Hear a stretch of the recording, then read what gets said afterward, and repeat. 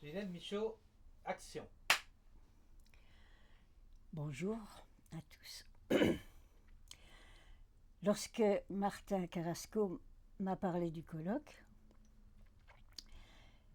celui-ci s'est ajouté à mes préoccupations habituelles parce qu'il se trouve que je suis dans les corrections de mon dernier travail qui s'appelle Psychose et espace du corps.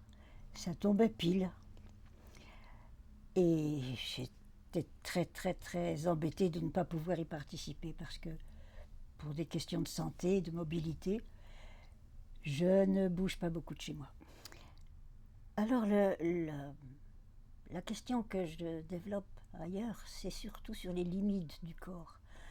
Mais corps et limites, là ça marche ensemble. Et pour le congrès, il me semblait que c'était important de commencer par là. Alors par là, c'est les limites du corps.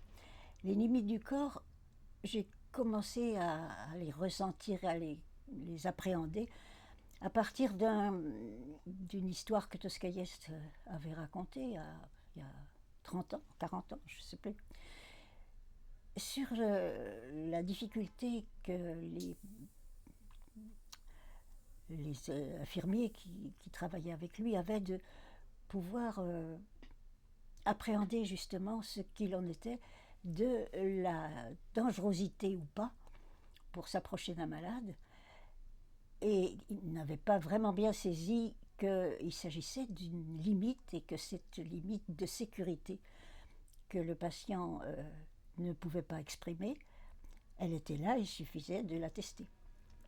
Alors dans un cas de malade très agité, très difficile, et il avait entamé la conversation, ça n'allait pas, le malade était toujours agité, violent. Et puis, petit à petit, il a reculé la chaise avec laquelle il s'était installé tranquillement, jusqu'à une certaine limite où ça s'est apaisé. Autrement dit, il y a une distance entre lui et le patient qui a permis l'échange sans violence. Et cette distance, qu'on a appelée après distance de sécurité, ça marche tout à fait avec la notion qu'on doit appréhender avec les patients psychotiques, c'est qu'il est nécessaire pour eux d'avoir une distance de sécurité. Mais que cette distance de sécurité soit accolée à une distance de sécurité qui soit corporelle, qui soit là, palpable, eh bien, c'est quelque chose de très important et que j'ai eu après à appréhender moi-même. Alors la deuxième fois que j'ai appréhendé ça, c'était à l'hôpital de Prémontré. J'étais interne à l'époque. J'étais interne de service de nuit. Il y a un malade violent qui avait mis pas mal à mal les 2 ou 3 infirmiers qui avaient voulu le, le contraindre à se faire soigner, à venir à l'hôpital. Bon, et c'était comme Tosquillès le présentait. Violence, violence. On va chercher le médecin de garde arrive, je prends la mesure de la situation, le malade est violent, il fait des choses contre les murs, il se tape, il menace, bon. Et les infirmiers voulaient que je constate, c'est tout, mais ils ne voulaient pas du tout que je m'affronte à lui. Moi, j'avais pas du tout peur. Hein. J'étais forte de mes certitudes que bon, il suffisait de trouver la fameuse distance dont ils avaient absolument pas conscience. Bon. Alors, nos docteurs, n'y allez pas, nanana, il est violent, nanana. Bon. Je lui dis, j'y vais, il ferme la porte, et me voilà toute seule avec le malade, avec 3 ou 4 perdieux derrière le, petite visio qui est dans la, dans la porte. Et puis j'ai fait pareil, Toscaïevski, on a parlé, il hurlait, et j'avais pas beaucoup d'espace de recul parce que c'est pas grand quand même, la cellule. J'ai quand même réussi à lui parler en reculant, en étant tranquille sur les positions. Et heureusement, c'était près de la porte de sortie. Mais si j'aurais pas pu aller plus loin parce qu'il fallait sortir, ça. Et puis ça s'est passé tout à fait tranquillement au bout d'un certain temps. J'ai pu avancer un tout petit peu, mais pas beaucoup, parce que c'est vrai que la distance de sécurité, elle était assez proche de lui quand même. Ce qui m'explique pourquoi c'était si violent avec les infirmiers, puisque la distance de sécurité étant vraiment très proche, l'agression pour lui était d'autant plus vive, quoi. Donc cette fameuse distance de sécurité, là, bon, ça s'est complètement bien passé. Alors en même temps que ce problème pour la distance de sécurité, il était patent que quelque chose était projeté à l'extérieur de même, parce que la distance de sécurité habituellement, elle est quand même un peu plus proche du corps de la personne quand même. Mais bon, c'est une chose à développer. Et en même temps, je m'intéressais à des constructions qui étaient les constructions de personnes que j'ai appelées après des paraphrènes constructeurs, dont on peut citer le facteur cheval, Monsieur G, Picassiette, un certain nombre. Certains sont très connus, mais pas sous l'aspect que je développe. Et de la même façon que l'espace de sécurité pour les patients dont je parle, j'ai pu comprendre que l'espace de sécurité, ces patients-là, ces gens-là, l'avaient projeté à l'extérieur, de telle façon qu'ils en étaient libérés, mais que c'était dans leur construction que la défense s'était installée. Leur construction, alors le facteur cheval, c'était une énorme construction qui était complètement intériorisée pour le facteur cheval et il a mis sa vie entière à construire ce fameux palais idéal. Bon. Pour Picassiette, c'est une façon aussi de contrôler l'espace de vie en le maîtrisant, en maîtrisant ses limites par une façon de l'ornementer. C'était une des pulsions d'ornementation de Prince Horn qui ont été reprises par Houry, que je développe aussi un petit peu ailleurs. Et cette pulsion d'ornementation, elle se manifeste par le fait qu'il devait, pour les rendre vivables, acceptables pour lui, il devait les cacher toute limite par une façon de l'orner, de la renvoyer à quelque chose qui soit esthétique. Alors, comme il était agent de cimetière, il avait plein de petites restes de toutes les ornementations des cimetières, alors en particulier de la céramique. Et il a passé sa vie à mettre tous ses murs, tout l'extérieur de lui, sa brouette, enfin tous les instruments qui sont à sa disposition, à les contrôler par ça. Moyennant quoi, pour lui-même, il était tranquille. Mais c'est la même chose. Il ne fallait pas toucher à cette façon de se protéger qui était son espace ornementé, orné, disons. Mais ça allait jusqu'à ornementer son intérieur. Alors, Madame Picassiette, elle ne s'appelait pas comme ça, mais elle n'était pas très pour, mais c'était sa façon aussi d'aimer son mari, elle y allait pareil, hein, de la même façon.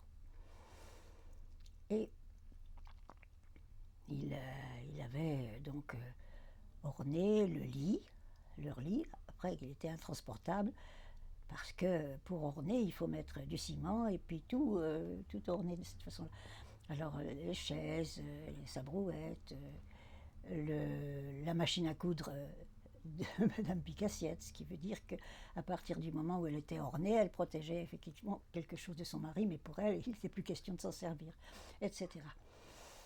Et puis ce qui démontre aussi que c'était un processus de défense et qu'il ne fallait pas y toucher, c'est que les gens de la mairie ont fait un projet qui devait prendre son jardin, le bout du jardin qu'il avait aussi orné de toute façon. Et ils ont lutté pour que ça ne se fasse pas. Et puis ça s'est fait. Ils ont pris cette façon, ils ont coupé le jardin de la maison, etc. Et à partir de là, Picassiette, ça a vraiment plus été du tout. Il a été complètement dissocié par rapport à ça. Il a été retrouvé complètement fou, complètement dissocié dans un jardin. Bon, il a fait une crise qui l'a emporté. Oui, ça s'est passé comme ça. Il y a aussi des façons de détourner la menace sur la sécurité en contrôlant, mais en contrôlant d'une autre façon. Par exemple, Monsieur G, c'était de faire des figures de. Alors chez lui, il y avait une figure de salle de bain, une figure de salle de bain. C'est-à-dire qu'on entrait dans la salle de bain, il y avait bien tout, sauf qu'il n'y avait pas d'eau. Il y avait bien les robinets, mais il n'y avait pas d'eau. L'eau, il fallait aller la prendre dans la piscine qu'il avait creusée dans le sous-sol de sa maison. Enfin, c'était un peu compliqué pour avoir de l'eau. La même chose dans la cuisine, il y avait deux ou trois, je ne sais plus, cuisinières. Mais les cuisinières, il n'était pas question de s'en servir pour cuire. C'était les fours qui étaient pour des rangements de tel ou tel aliment, la même chose, un petit peu partout. Dans sa maison, c'était des figures d'œufs, mais pas... voilà. Plein d'autres histoires avec Monsieur G. Mais il y a aussi une façon de se défendre contre l'attaque de son espace extérieur de sécurité. Quand certains ne l'ont pas fait avec une projection aussi importante que les paraphrènes, mais ils ont tenté de contrôler un petit peu leur espace à eux, l'espace de leur maison, par exemple. Alors, dans cet espace de leur maison, on a pu repérer, c'était à l'époque des visites à domicile. Il y a je ne sais plus combien de dizaines, vingtaines d'années, quoi. Oui, j'étais interne alors, c'est à Belle-Lurette. Et ça avait déjà fait l'intérêt de certains psychiatres. Je ne me rappelle plus le nom, mais je le cite abondamment ailleurs. Là, j'ai un trou, je ne sais plus. Mais donc, on avait pu repérer qu'il y avait des appartements qui étaient des appartements passoires, que j'ai appelés passoires, et d'autres qui étaient des appartements poubelles. Alors, pourquoi ça? Parce que, par exemple, les appartements poubelles, eh bien, quand on rentrait dans l'appartement pour justement voir monsieur machin, l'aider, arranger sa maison et tout ça, et on s'apercevait qu'il y avait juste un petit espace pour marcher, tout le reste était des tas et des tas et des tas de choses. Des tas de yaourts vides, des tas de yaourts pas vides, des tas de litres, des pleins, des pas pleins. Dans certains, il faut faire attention parce qu'il y avait de l'urine dedans. L'urine non plus, elle ne devait pas sortir de la maison. Ce qui était entré ne devait plus sortir. Ce qui était entré était labellisé intérieur, ça y est, c'est l'intérieur du corps. Il ne pouvait pas restituer ce qui était entré par ce qui devait sortir. Alors, dans ces appartements-là, effectivement, ça ne servait à rien d'aider la personne à nettoyer, puisque la personne faisait ce que, justement, lui ne pouvait pas faire. Et il fallait recommencer quelques temps après parce qu'à nouveau, l'appartement était plein de déchets de toutes sortes.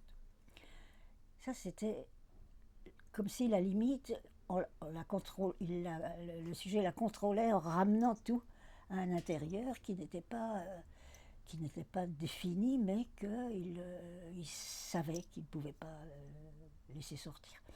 Pour les appartements passoires, au contraire, le malade ne pouvait rien laisser rentrer. C'est le contraire. C'est-à-dire que toutes les ouvertures par lesquelles l'extérieur, le démon, n'importe quoi, tout ce qui pouvait être dangereux pouvait rentrer, parce que si ce qui rentrait de dangereux de l'extérieur, ça pouvait contaminer son intérieur qui était à peu près vivable. C'était comme ça. Et pour que ça soit vivable, il fallait que rien ne rentre. Alors rien, c'est rien de l'extérieur, c'est-à-dire que la clenche de sa maison était trafiquée pour plus de sûreté. La télévision, pas question, parce que les ondes, tout ça, par les fils, bon voilà. L'électricité, pareil, il fallait avoir une lumière à l'intérieur, mais pas la lumière de l'extérieur qui rentre. Les WC, ce qui était compliqué. Hein. Enfin, tout ce qui pouvait être une ouverture, même les fenêtres. Hein, il n'arrivait pas du tout à... Donc, ce qu'on pouvait remarquer dans ces maisons-là, c'est que apparemment, il n'y avait rien de particulier, seulement dès qu'on essayait d'ouvrir ou de regarder, ou même la plomberie, c'était tout à fait bricolé de telle façon, rien ne pouvait marcher parce que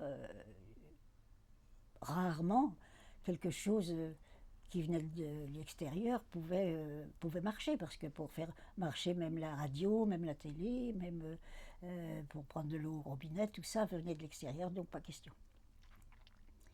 Donc ça, c'est une façon aussi pour certains patients d'essayer de ramener, de contrôler eux-mêmes cette limite de sécurité dans laquelle ils se sentaient.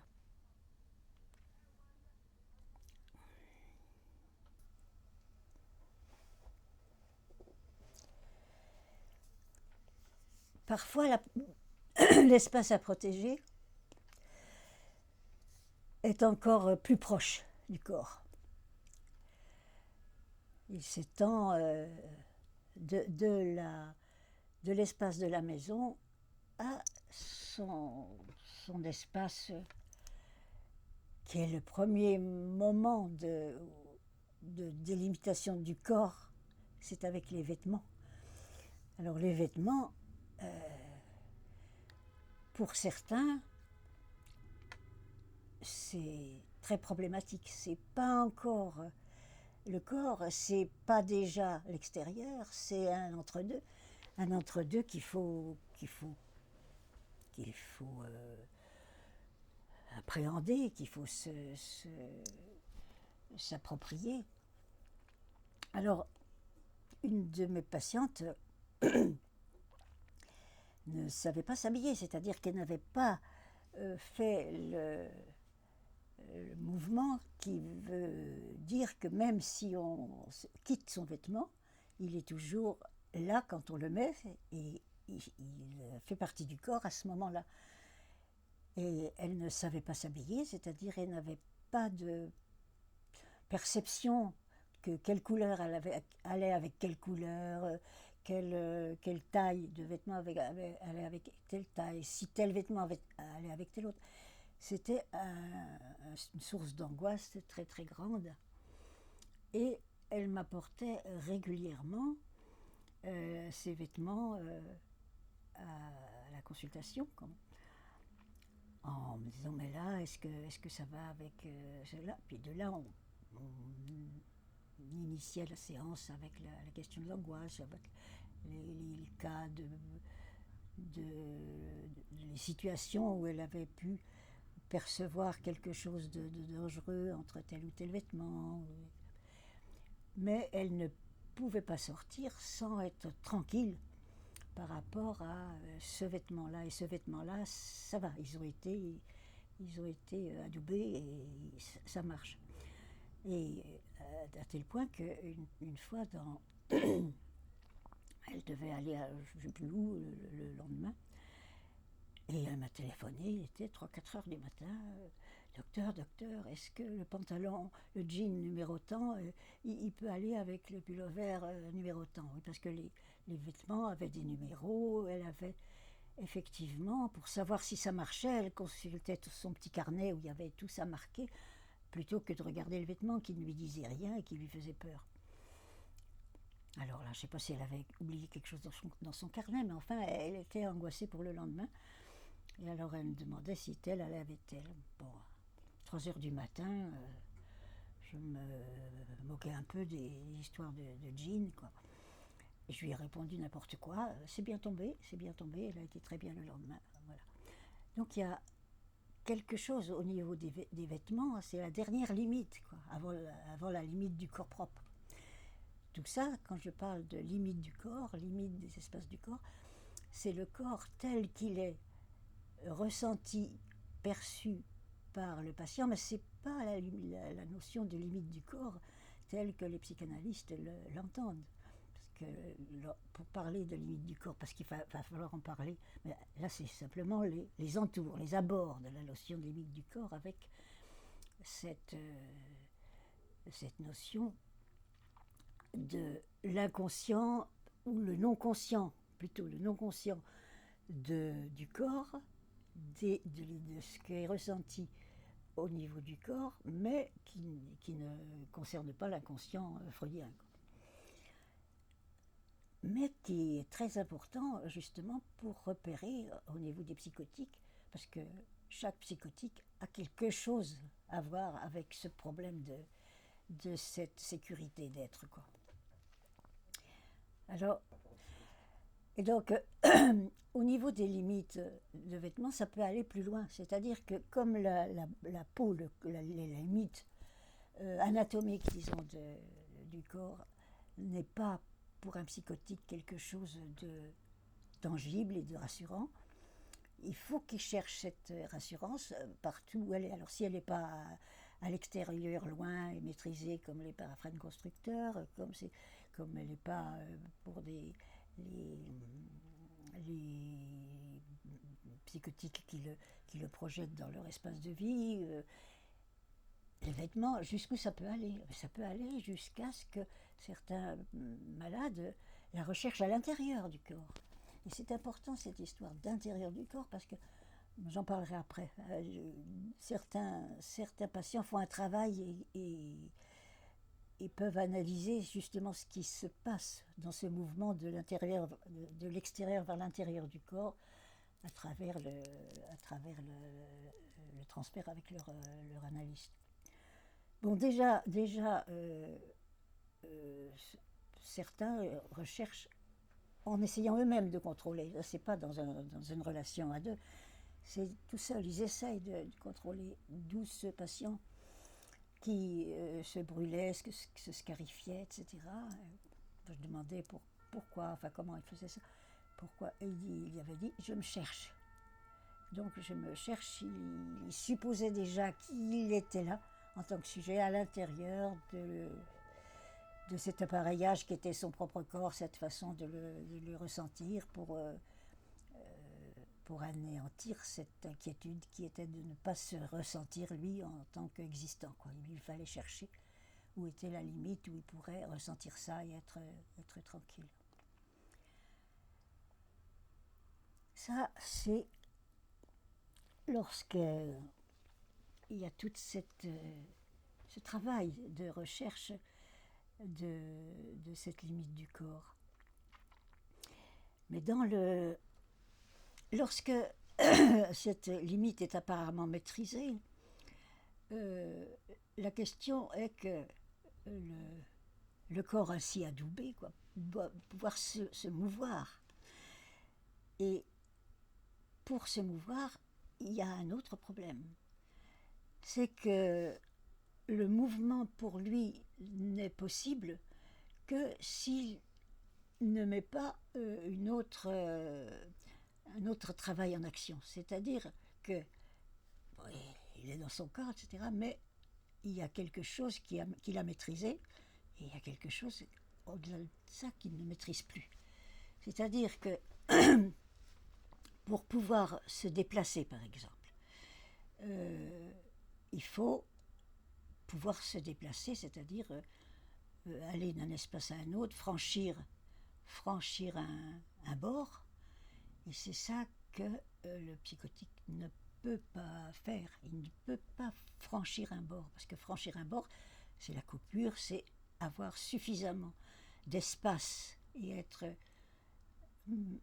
que lui-même maîtrise ce mouvement qui veut dire passer d'un espace à un autre de façon labile, de façon normale, sans angoisse. Or, franchir un bord pour le psychotique, c'est toujours recommencer.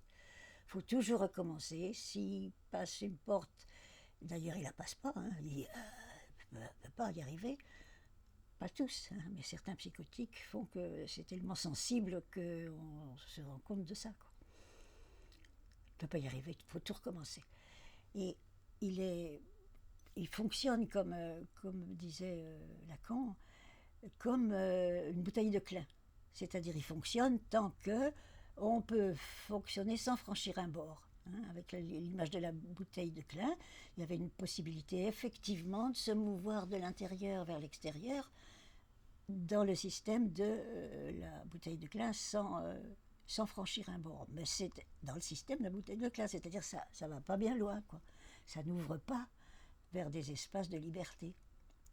Parce que justement, il n'y a pas la possibilité de cet espace de liberté.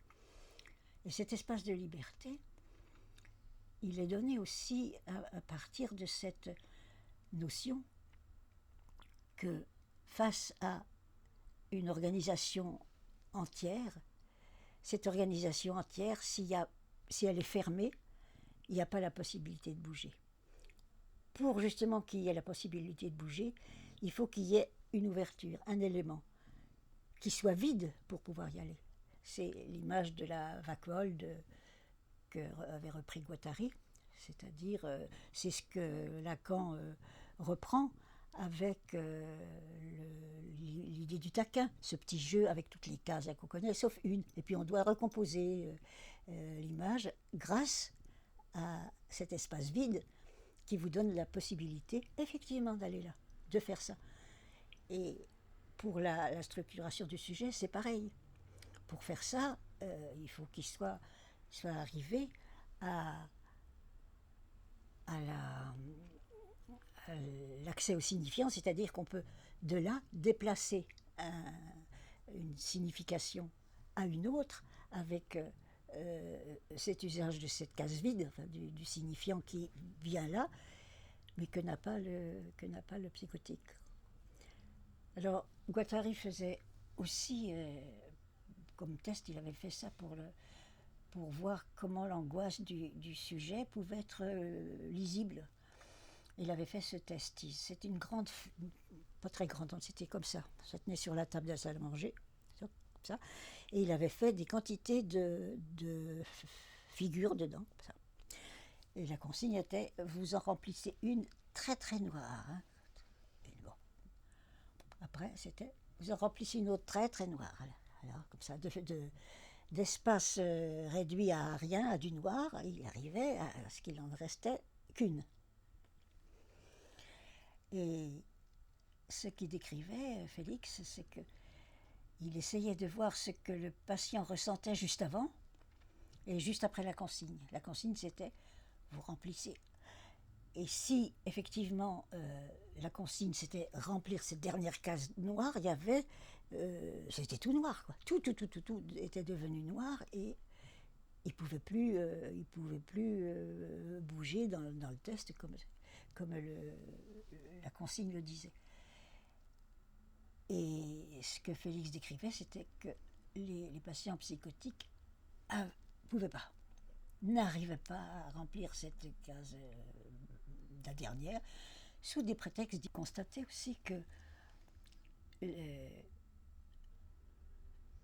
la façon de se réapproprier un espace de sécurité pour un sujet peut venir de l'intervention de l'autre. L'autre, il vient dans la situation à partir du moment où ce que j'ai décrit avant est présent, c'est-à-dire sécurité. Mais quand il n'y a pas de possibilité pour le sujet de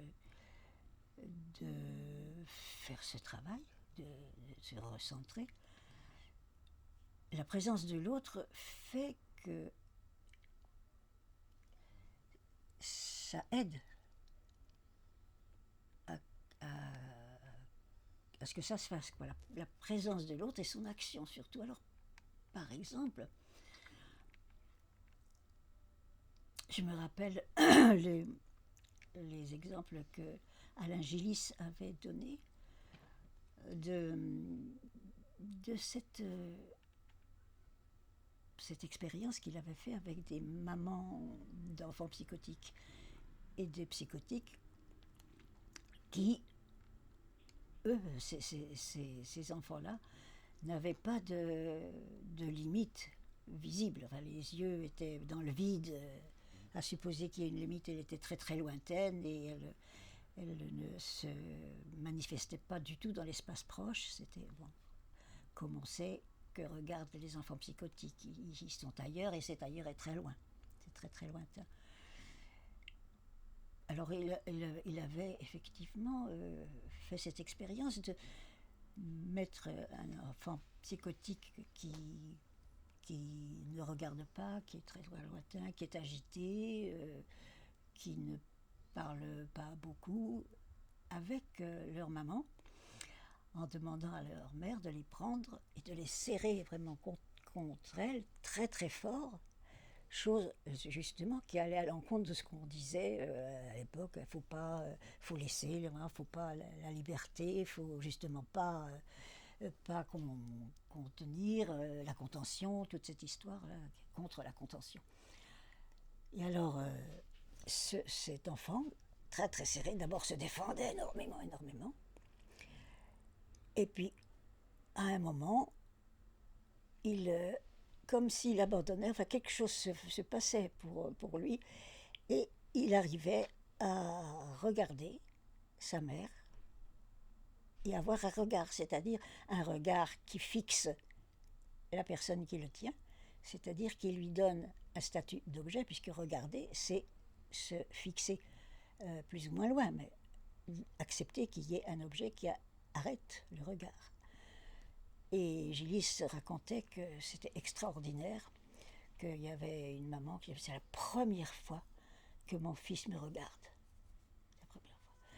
Et on voit bien que là, il y avait une limite qui s'était mise dans la contention, dans l'action de l'autre, même violente, mais qui avait existé. Ça, c'est Gillis avait travaillé ça à propos des stéréotypies. Il travaillait sur les stéréotypies à ce moment-là. C'est magnifique, moi je trouve, comme exemple de mouvement de l'autre, y compris dans la contention, qui voulait dire: c'est moi qui suis là, c'est moi qui te tiens. Et je te tiens, et je te dis que je te tiens, quoi, c'est ça. C'est une communication plus que je t'interdis de faire ça. Je suis là, je te tiens. Ça, moi, ça m'avait beaucoup frappé, cette chose-là. Et la même chose, moi, quand j'ai travaillé avec Harriet, et que je faisais les séances que j'ai appelées les séances au sol, parce qu'après les crises de violence contre les murs, là, j'ai fait à la Gillis, quoi. Serré, toutes les deux par terre. Et moi, j'étais dans la contention complètement. Et il se passait un certain nombre de choses pour elle par rapport à son corps à ce moment-là, jusqu'à ce que la crise soit terminée, que je puisse desserrer les liens et qu'elle puisse parler. Et c'est à la suite de toutes ces séances comme ça de contention et de parole pendant la crise que c'est manifesté ce que j'ai appelé la levée de crypte après, c'est-à-dire il y avait un morceau de, de texte comme ça, il est là, la neige, enfin bon, des morceaux d'un récit qui s'est trouvé son sens dans les dernières séances au sol, comme ça, de contention, et qui a permis effectivement de lever l'histoire familiale qui s'était passée, qui avait fait traumatisme, qui était complètement enfermée justement dans cette histoire qui n'avait pas été soulevée effectivement, puisque tout était fait justement pour qu'elle soit pas accessible.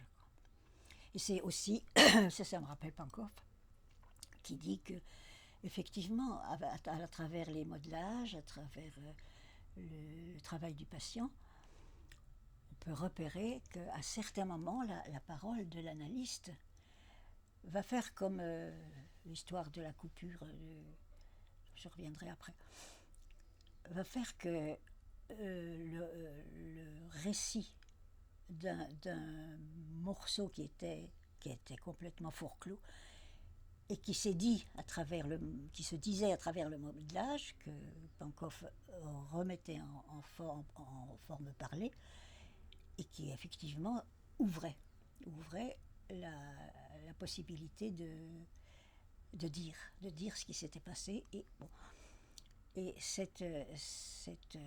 travail, c'est une façon de dire qu'un espace peut être créé ex nihilo, hein, comme le disait Oury. C'est-à-dire, il se crée à partir de quelque chose qui est imprévisible, mais qui fait partie du traumatisme de l'autre.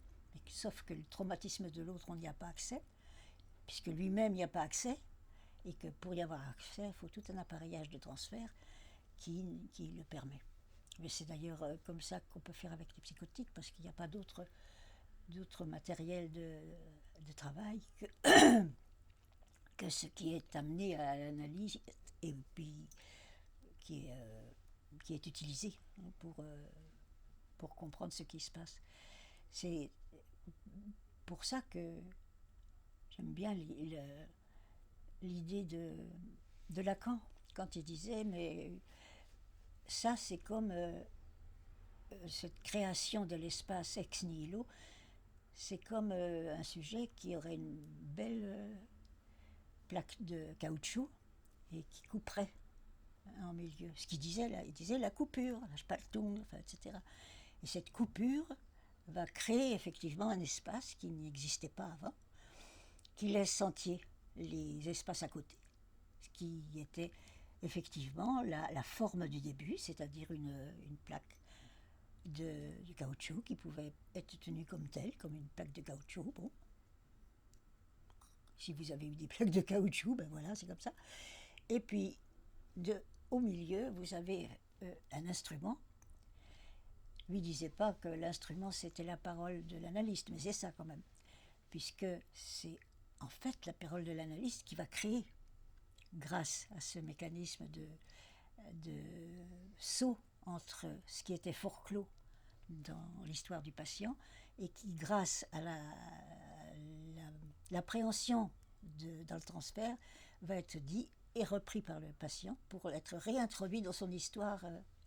Donc, non seulement ça réintroduit la parole autour du traumatisme, mais de tout ce qui est dans l'histoire du patient autour de ce traumatisme. C'est-à-dire que ça lui redonne toute une histoire personnelle qui, sans ça, était complètement appauvrie et que le patient ressentait au niveau de son corps propre. Parce que Harriet, dans ses difficultés qu'elle avait effectivement folklore toute une histoire très très difficile, très très compliquée, et qui se manifestait bien dans le travail avec moi, et qui montrait qu'au fur et à mesure qu'il y avait cette réappropriation de son histoire, eh bien, le sentiment de corps propre changeait. Et ça se voyait tout à fait dans dans les, euh, dans les sculptures ou les dessins qu'elle faisait pour moi. Et qui lui faisait même après essayer de conceptualiser ce qu'elle avait vécu et de le mettre en mots. Et qu'elle avait défini, elle aussi, ce qui était du corps vécu, ce qui était du corps ressenti. Et aussi, quand elle revenait après ses crises et qu'elle resignifiait l'unité de son corps, c'était son corps, en fait, revenu à un petit peu plus petit, plus concentré que son corps vécu qu'elle avait senti avant. C'est-à-dire qu'il y avait une autre forme encore de possibilité de ressentir enfin, ce corps, et qu'elle pouvait y mettre des mots aussi. C'est pour ça qu'elle est devenue quelqu'un qui a beaucoup produit au niveau de la sculpture, du dessin, de l'écriture, toutes sortes de choses qui étaient complètement cachées pour cette femme qui était infirmière, qui faisait rien du tout avant et puis qui n'a plus rien fait à partir du moment où elle est devenue schizophrène, quoi, très gravement, et qui avait rien comme expression, rien comme expression verbale au niveau de son histoire et tout ça. C'est un changement complet et qu'elle décrivait bien avec les changements de perception de son corps.